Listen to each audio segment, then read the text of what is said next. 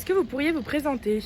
Oui, bien sûr, Nolwenn Boineau. Je suis enseignante en anglais et en français au lycée Saint-Jean-Brévelay dans le Morbihan.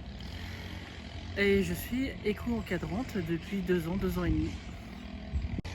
Pouvez-vous présenter vos projets? Oui, alors on a pas mal de petits projets côté vert, comme je les nomme, ce qui est le tri des déchets, le recyclage, compostage, les jardins en trous de serrure, tout ce volet-là. Et moi, je suis un peu plus intéressée sur le côté, on va dire, social. Donc les autres objectifs de développement durable, donc la santé, le bien-être, le vivre ensemble, l'éducation de qualité, etc.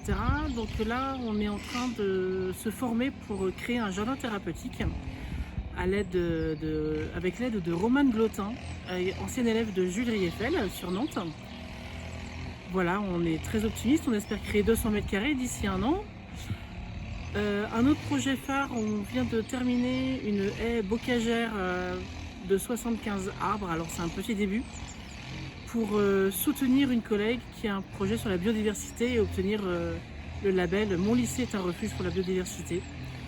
Et sinon, sur le bien-être des élèves, nous travaillons avec l'entreprise Marguerite et compagnie sur Changeons les règles et nous fournissons gratuitement à nos jeunes serviettes hygiéniques et tampons biodégradables et compostables.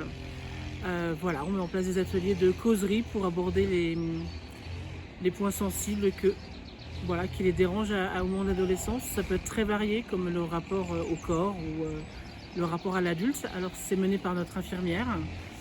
Et aussi des ateliers de relaxation qui sont les bienvenus avant les CCF et les examens. Qu'est-ce qui vous a donné envie d'agir? Alors un peu le hasard, c'est vrai que je pense que dans ma vie personnelle, je trouve que les changements et tout le développement durable sont très importants. Et au sein du lycée, avoir une autre porte d'entrée sur les jeunes, sortir de mon costume de prof et parler différemment avec eux, parler d'autres choses, sortir du cadre, voilà, des programmes, etc., voir autre chose.